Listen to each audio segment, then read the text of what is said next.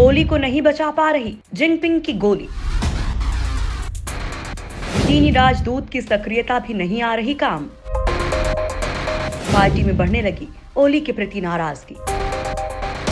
नेपाल की सत्तारूढ़ पार्टी में जारी राजनीतिक घमासान को शांत करवाने की कोशिश में जुटा चीन फेल होता दिखाई दे रहा है। चीनी राजदूत के प्रधानमंत्री केपी शर्मा ओली और नेपाल की कम्युनिस्ट पार्टी के कार्यकारी अध्यक्ष पुष्प कमल दहल प्रचंड के साथ बैठकें करने का भी कोई लाभ होता दिखाई नहीं दे रहा है। प्रचंड ने पार्टी को तोड़ने के प्रयास को लेकर पीएम ओली पर फिर से निशाना साधा है।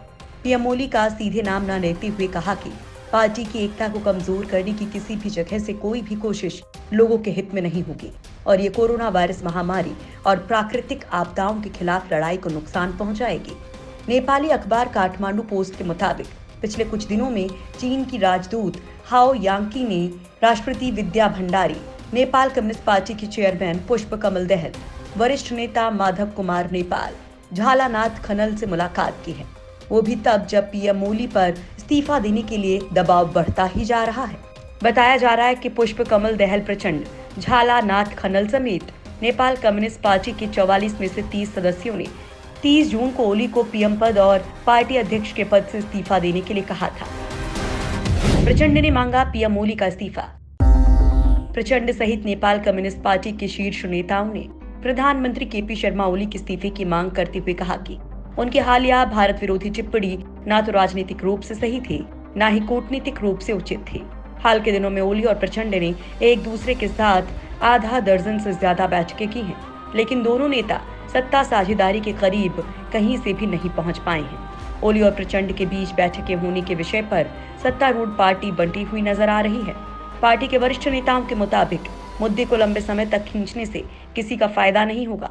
ओली के भविष्य पर फैसला करने के लिए शुक्रवार को पार्टी की 45 सदस्यीय स्थायी समिति की बैठक होने वाली थी, लेकिन बाढ़ एवं भूस्खलन से कम 22 लोगों की मौत को लेकर इसे आखिरी क्षणों में हफ्ते भर के लिए टाल दिया गया। ओली की पार्टी के नेता उनसे बेहद खफा हैं। वो ओली को 7 दिन की मोहलत से ज्यादा देने के पक्ष में नहीं है।